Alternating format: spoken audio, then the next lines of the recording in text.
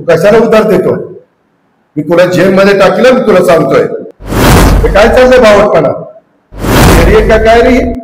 तुझ्या बापाची काय मार्केट कमिटी? माझ्याही बापाची नाही, तुझ्याही बापाची नाही. कळवणच, कारण की महाराष्ट्रामध्ये इतर मार्केट कमिटीची माहिती घेतली असता 5 ते 10 कामगारांच्या मध्ये मार्केट कमिटी चालते. म्हणजेच 50% कामगारांवर मार्केट कमिटी चालते. आपल्याकडं दुप्पट कामगार आहेत. 100% कामगार भरती करण्याचा आता पुन्हा घाट घातलाय. बारामती येथील पेट्रोल पंपाची उधारी 2 कोटी झाली. 2 कोटी झाली. तू कशाला उधार देतो? मी तुला जेलमध्ये टाकलं, मी तुला सांगतोय. विश्वासने सांगितलं किंवा कोणी सांगितलं तर द्यायचं नाही. विश्वासने सांगितलं किंवा कोणी चेअरमन असेल. हे काय चाललंय बावटपणा? 1.5 कोटी कुणाला दिलं डिझेल पेट्रोल?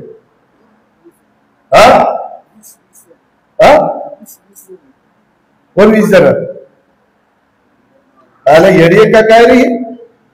म्हणजे मी वरनं पैसे आणायचे नाही, नालायकांनी असं 1.5 कोटीचं डिझेल पेट्रोल उधारीवर द्यायचं.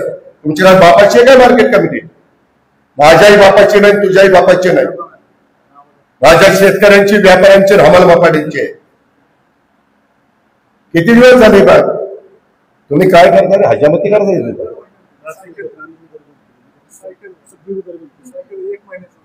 1 महिना नाही, 2 महिने नाही. मी पण पंप चालवतोय, खरेदी विक्री पंप चालवतोय. माझे रवींद्र आहे का रे? तुझी उधारी आहे का? कोणाची उधारी आहे? डायनामिक्सची ठीक आहे. डायनामिक्स कुठं पळून जाते? ते 1000 कोटीचा मालक आहे. मला कुणाची उधारी येते दाखव. मागच्या वेळेस खरेदी विक्री संघ असाच अडचणीत आला. पुढाऱ्यांची उधारी झाली, एकाने भरली नाही, त्याचे 101चे प्रकरण करावे लागले. सर्वसामान्य माणसाकरता हे संस्था काढण्यात. मला मार्केट कमिटी दूध संघाचे चेअरमन संजयला भेट. संजयला सांगा जाधव, त्याचे पण 5-6 पंप झाले. कुणाकुणाचे किती उदाहरण मला कळलं पाहिजे. आणि त्या एमडीला सांगा माळेगाव कारखान्याच्या तिथं पण कोणाची उधारी होता का मला. सोमेश्वरला पण सांगा, खरेदी विक्री छत्रपतीला तर चेअरमन देणारच नाही.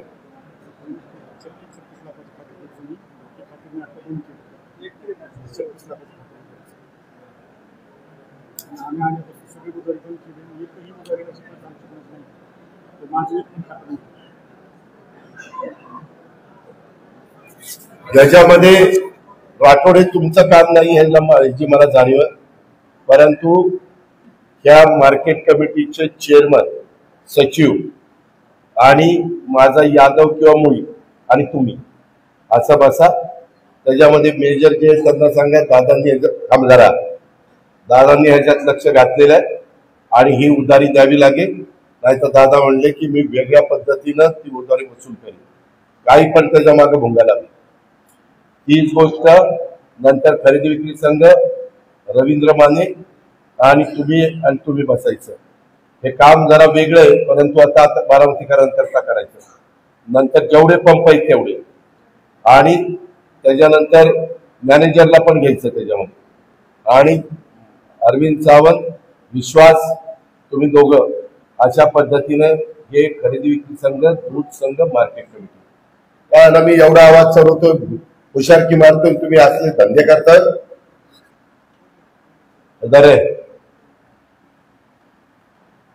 त्याच्यामध्ये पण कामगारांच्या मध्ये बारामती येथील पेट्रोल पंपाची उदाहरण 2 कोटी, याच्यामुळे मला कळलं. आणि मला माझ्या संचालकांनीच सांगितले. इतके दिवस काय मी झोपा काढल्या का काय कुणाला माहिती. आपल्याकडे तुमच्या नावाखाली विनाकारण भरती केली जाते. एकालाही भरती करू नका.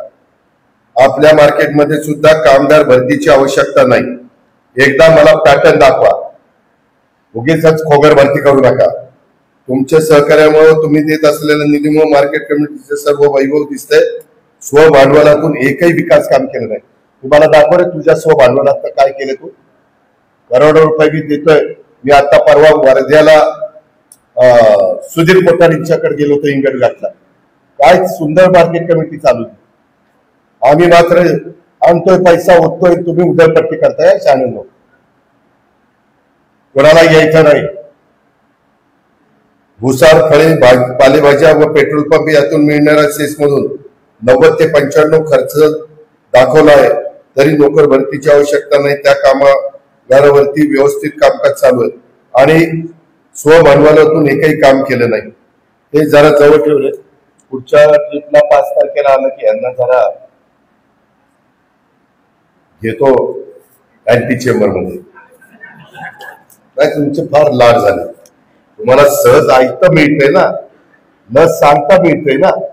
100 कोटी रुपये मिळाले तुम्हाला त्या याचे